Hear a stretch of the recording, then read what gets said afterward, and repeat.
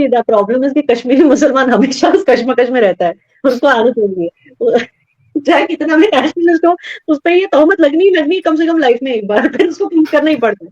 मगर मैं समझती हूँ कि अगर ऐसा सिचुएशन मेरे पे भी आया है अनडाउटेडली, ओ अच्छा। तो हाँ डेफिनेटली, तो जब ऐसा सिचुएशन आता है तो कश्मीरी मुसलमान को एक चीज समझनी चाहिए भाई। लेकिन इसको धुलने के लिए फिर कौन सा वॉशिंग पाउडर यूज होता है, वो भी थोड़ा सा बता दें, क्योंकि मैं पाकिस्तान में इस्तेमाल करना चाहता हूँ। तो एक ही चीज हो सकती है कि देखो भाई, एक कश्मीरी मुस्लिम को ऐसे सोचना है कि माँ भी जो होती है ना, माँ होती है ना, बिल्कुल। अब माँ डांटती है, यस। अब कभी कभी ये होता है कि माँ एक बच्चे को ज्यादा डांटती है, दूसरे को कम डांटती है, हाँ। मगर बच्चे दोनों माँ से लॉयल रहते हैं। वो ये नहीं कहते कि नहीं नहीं वो उससे ज्यादा प्यार करती है तो अब मैं ठीक है, अब मैं माँ चेंज करके पाकिस्तान को माँ बना लूंगा, ये नहीं करना है उसको। माँ वही रहेगी, उसको लॉयल्टी वही दिखानी है और रहना है लॉयल इंडिया से ही। एंड मैं कई कश्मीरियों को जानती हूँ जो बेचारे, मैं क्या बताऊं, मेरे घर से ही कुछ लोग हैं जो बेचारे उनको उठाया गया, बुजुर्ग लोग, उनको ओह उठाया गया, मारा पीटा गया इंट्रोगेशन के लिए जब वो जवान हुआ करते, लेकिन आज आज वो बेचारे ठीक से चल भी नहीं सकते, लेकिन आज तक वो इंडिया इंडिया ही करते हैं। तो ये होती है असली लॉयल्टी, ये होती है। देखिए खुदा उन्हीं से इम्तिहान लेता है ना जो इम्तिहान देने के काबिल हो। तो वही हमें याद रखना चाहिए कि हमें अपनी लॉयल्टी एट एनी कॉस्ट हमें खत्म, हमें फिर भी वफादार रहना है इसी मुल्क के साथ, इसी वतन के साथ। ये लेकिन नहीं कि बस हम मतलब हमें लगा कि बिल्कुल बुरा सही है। आई एग्री विद यू, बिल्कुल ठीक कह रही हैं आप। लेकिन एक चीज, अगर मतलब लेट्स सपोज मैं कहता हूं जी, हमारे यहाँ पीटीएम है जी, राइट्स की बात करता है, अली वजीर साहब हमारे 2 यहाँ सालों से पेटीएम है, जेल में पड़े हुए, नहीं मैं एक हमारे यहाँ बात कर रहा हूँ, पेटीएम जनरल है, बात कर रहा हूं, अगर आपके यहाँ उन लोग, पीटीएम है, हमारे यहाँ पेटीएम है। अच्छा ओके फाइन ठीक है। तो मतलब ये कि अगर वो उन लोगों की चीजें सही हैं तो मैं उनको सपोर्ट करता हूं, बड़ा ओपनली करता हूं कि हाँ यार वो आपसे अपने राइट्स मांग रहे हैं, आपसे कुछ मतलब गलत चीज तो नहीं डिमांड कर रहे हैं। तो ये वाली चीज क्यों हम भूल जाते हैं, और स्पेशली हमारे साउथ एशिया के अंदर ये चीज हमारे अंदर है कि जो भी हुकूमत आती है, इमरान खान साहब खिलाफ बोल रहे हैं ना, जितना रगड़ा दे सकते हो दे दो। क्यों हम ऐसा करते हैं, मतलब ये क्यों नहीं समझते कि यार आपकी प्राइम मिनिस्टरशिप हो, आपकी सीएमशिप हो, वो एक दिन एंड होनी है। अगर जर्नलिस्ट जब तक जिंदा है वो टिल डेथ जो है वो जर्नलिस्ट ही रहेगा। वो क्यों करते हैं उसका रीजन मैं आपको बताऊं, वो हाँ। इसलिए करते हैं कि because I don't know about your country, लेकिन मेरी कंट्री में अनफॉर्चुनेटली कुछ ऐसे जर्नलिस्ट हैं जो, यस इट इज ट्रू, जो ये वर्ड है ना प्रोपेगेंडा, वो सच है। वो प्रोपेगेंडा चलाते हैं अपने ही मुल्क के खिलाफ, ओके। और उनको बहुत सारी लॉबीज जो है उनकी बैकिंग करती। ये चीज मैंने कब नोटिस की, मैं आपको बताऊं, सच सच बताऊं, जरूर। जब एब्रोगेशन हुआ था आर्टिकल 370 का, तो कई डेलीगेशंस यहाँ पे आई, फॉरेन डेलीगेशंस ना, देखने के लिए कि सचमुच क्या हालात हैं कश्मीर में।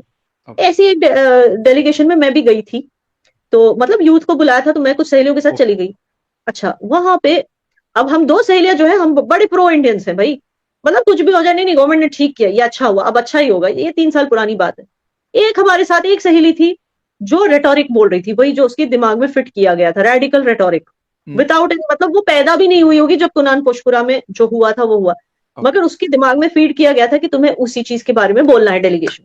ओके। तो हम लोग, तो जब डेलीगेशन हमारे पास आई चल के, जब हम 3 लड़कियां वहां खड़ी थी देख रही थी, सबके पास जा रही थी डेलीगेशन, जब हमारे पास आई तो उसमें मुझे याद है एक इटालियन था एम्बेसडर, एक कोई ब्रिजिट नाम की कोई ऑस्ट्रियन थी, एक जर्मन लेडी थी, ऐसे 2-3 लोग थे साथ में, वो हमारे पास है, उन 4-5 लोगों का जो जी। ग्रुप था वो हमारे पास है। अब उन्होंने सवाल पूछे, हमने जवाब दिए। अब जब जर्मन लेडी सवाल पूछने लगी, tell me honestly what is going on here.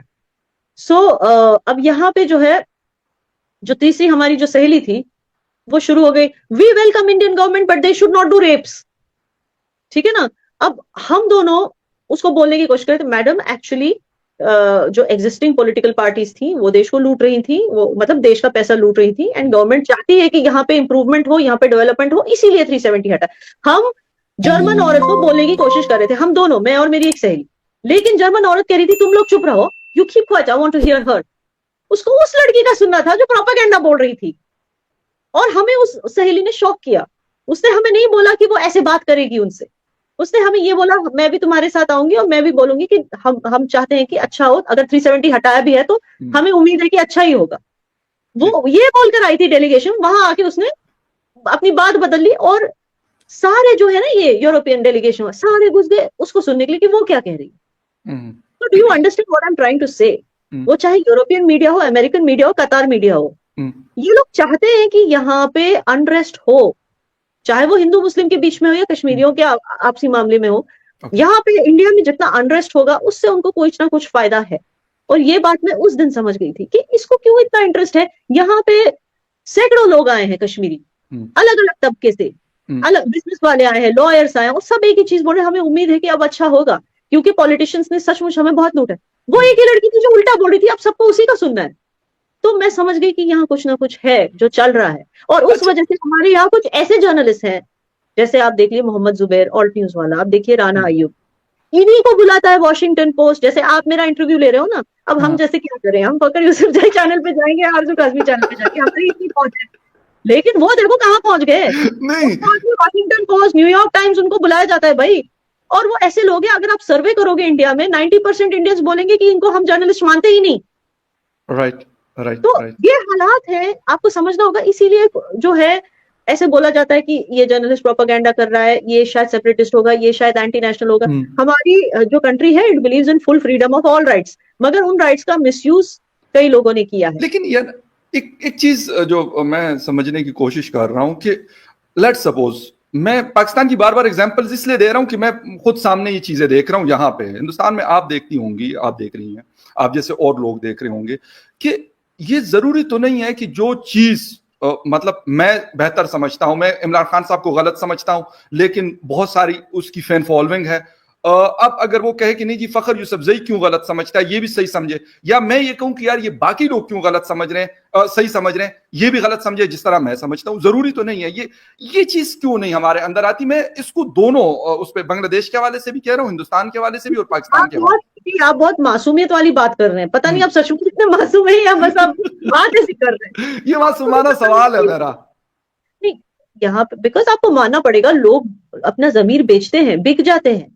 जो राना अयूब, आप राना अयूब को ही देख लीजिए, आपको लगता है कि उसमें समझने वाली बात है कि वो समझ नहीं पा रही है, आपको ये लगता है कि उसको एक्चुअली समझ कम है। It's not that. वो हर एक ट्वीट के बाद एक हॉलीडे पे चली जाती है, स्विमिंग पूल में डुबकी मारती है, निकलती है, कॉकटेल लेती है, हाथ में पीती है, फिर एक ट्वीट करती है इंडिया के खिलाफ। उसकी ये लाइफस्टाइल कहां से आई?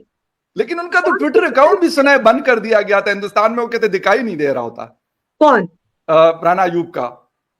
क्या बंद कर दिया? कहते ट्विटर अकाउंट उसने, मतलब उनके एक ट्वीट में पढ़ रहा था कि हिंदुस्तान में उनका ट्विटर नजर नहीं आएगा। कुछ और लोगों का भी किया था जिसके ऊपर गालिबन ट्विटर का, और मुझे इतना पता है कि उसका एक ट्वीट विथहेल्ड किया गया था, क्योंकि देखिए ट्वीट्स ऐसी चीज होती है, जब आपके पास इतने लाखों फॉलोअर्स, मिलियंस ऑफ फॉलोअर्स होते हैं, आपको सोच समझ के ट्वीट करना चाहिए, इससे ये ना हो कि रायट्स हो। It's not only Rana Ayub, आप देखिए कोई भी जिसके खिलाफ, जिसकी वजह से, आप देखिए नूपुर शर्मा को पार्टी से क्यों निकाला? वो तो हिंदू थी ना, वो तो हिंदू है, उसको पार्टी से क्यों निकाला? क्योंकि कोई भी ऐसी हरकत कोई भी शख्स करता है, उसके ऊपर एफआईआर क्यों हुई? उसके सुप्रीम कोर्ट तक ने उसको बोला कि तुमने गलत किया, क्यों बोला? वो चाहे हिंदू हो या मुस्लिम हो, कोई भी शख्स अगर ऐसा कोई काम करे जिससे राइट्स हो, वायलेंस हो, तो कंट्री को जो है पूरा हक है कि ऐसे ट्वीट्स को विथहोल्ड कर ले, ऐसे अकाउंट्स